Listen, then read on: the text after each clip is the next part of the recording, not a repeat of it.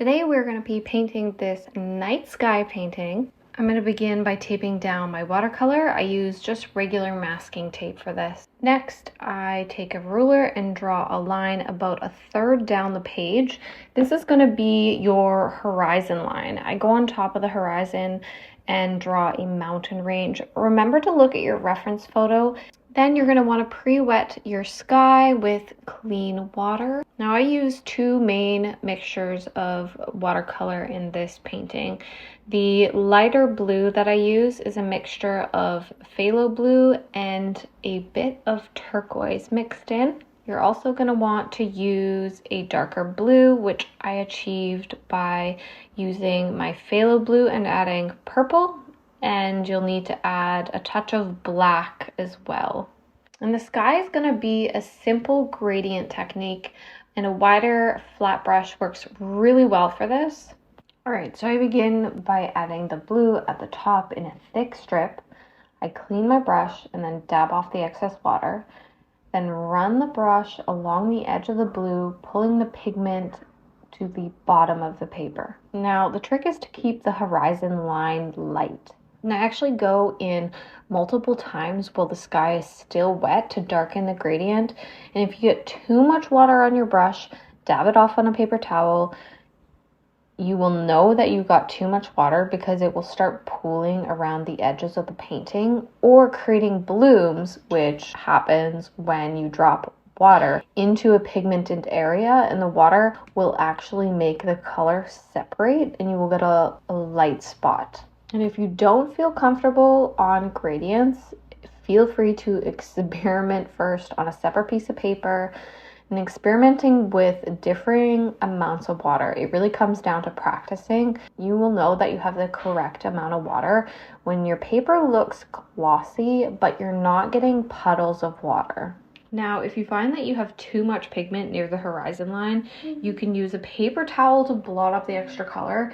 And I kept getting these streaks of gray where I wanted the light horizon to be, so I kept blotting it up and smoothing the edge with a damp brush because it was creating a hard line there. And if you get hard edges, to blend that, you really want to make sure that you're dabbing off the extra water onto a paper towel before running the brush along that edge to soften it.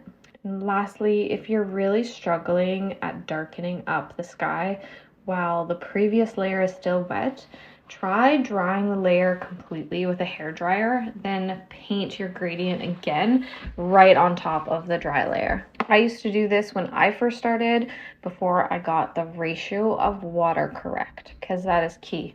Next, we're going to move on to the bottom grass layer.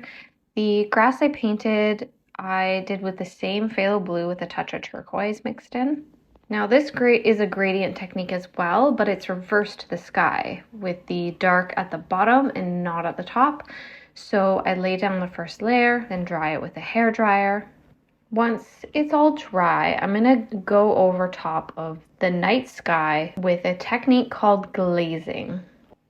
This next layer, I want to boost up the saturation or intensity of the blue sky. So I mix up my phthalo blue with a touch of turquoise, water it down a bit, and I want this pure color. So no black, no purple, just the blue and the turquoise.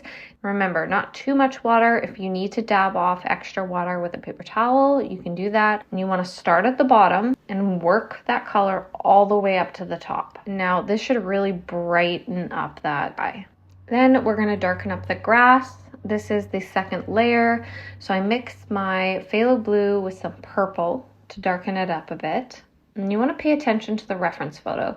So I'm going to be painting the shapes that I see. You will notice that the grass gets lighter and the shapes get flatter as they approach the horizon line.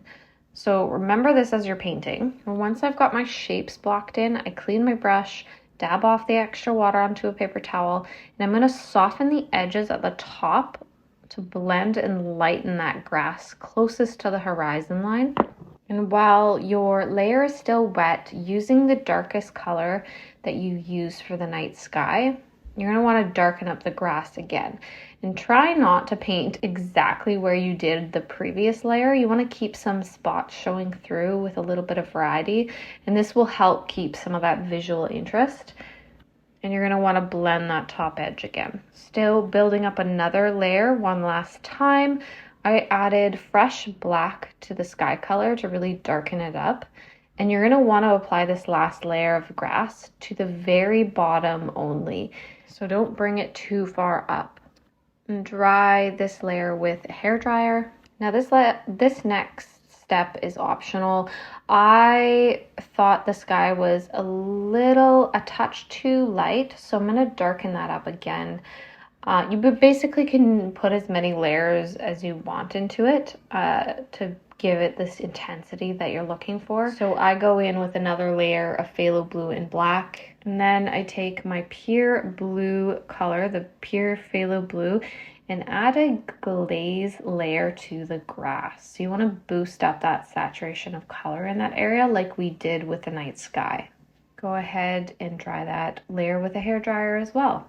As we move on to painting the mountains, pull out your reference photo again. And I actually use straight black to paint the mountains because it's like the darkest point of the painting.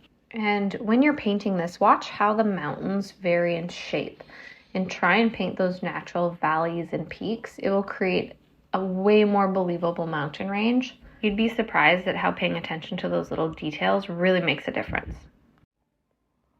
All right, the last step is to move on to painting the stars. This is kind of the really fun part, in my opinion. Now, you're gonna want to have a white gouache or acrylic paint.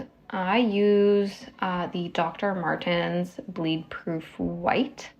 I absolutely love this stuff. You're also gonna want a stiff old toothbrush or a stiff paintbrush and some paper towel to cover up the mountains and grass. Now you're gonna wanna water the gouache down a tiny bit. And you may want to test your star flicking abilities on a scrap piece of paper before you do it onto your painting, because it can take a few tries to get it down so that they're believable stars. And now that you have the base stars down, I actually go in with a small brush and make some of the stars a little bit bigger. I like creating a little bit of variation of the sizes. It kind of mimics how some stars are brighter in the night sky than others. And I also go over top of the horizon line with white to brighten it up a bit. And lastly, I just peel off the tape.